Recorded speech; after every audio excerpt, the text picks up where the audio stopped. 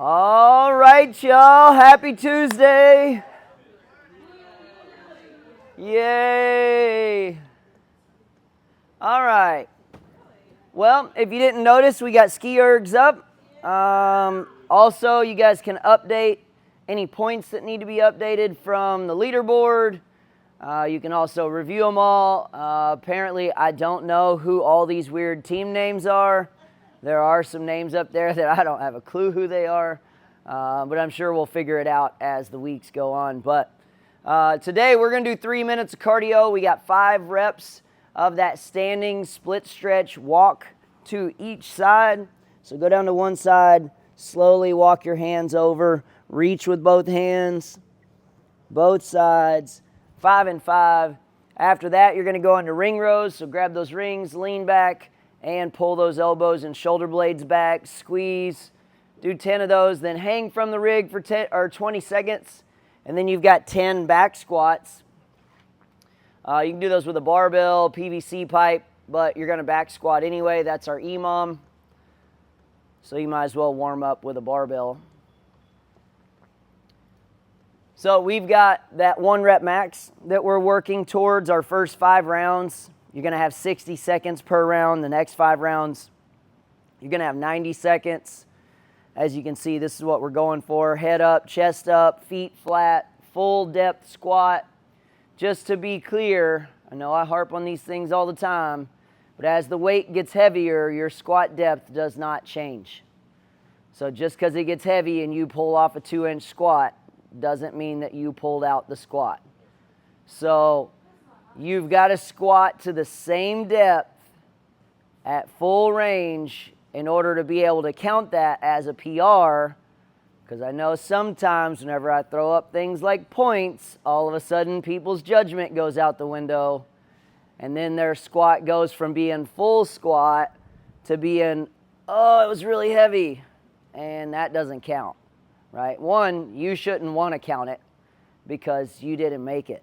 Right? I understand every one of us do that when it gets heavy enough. We either don't squat deep enough because we feel like we're going to get crushed, or we plunge to the bottom and then dump it off our back, right? So we're working towards that 1 rep, but still strive for that standard. It's really critical that you squat all the way down on your first several rounds in order to open up that range of motion. If you don't squat deep from the start, you're only going to get higher and higher as it gets heavier. So make sure you get that into your first couple of rounds so you can set a good pace for everything. Anyway, it's 1 rep. You can do more than 1 rep in the early rounds if you need to get some extra warm up in there. Same as last week. If you ask for a spotter, then you guys are going down with it and coming up with it. You can't dump it. And if you plan on dumping it, if you don't get it, then don't ask for a spotter. And for all of you that are really nice, I see this all the time. You see somebody struggling, do not jump in there and try to help them in the middle of their rep. You guys either agreed beforehand to spot or you didn't.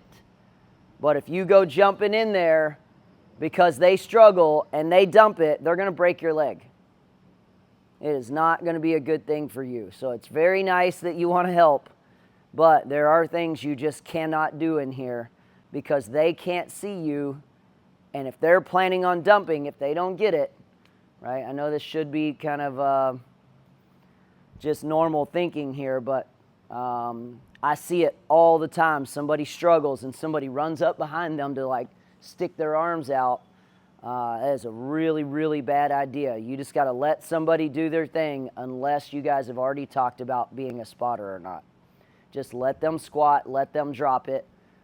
If they can't get it.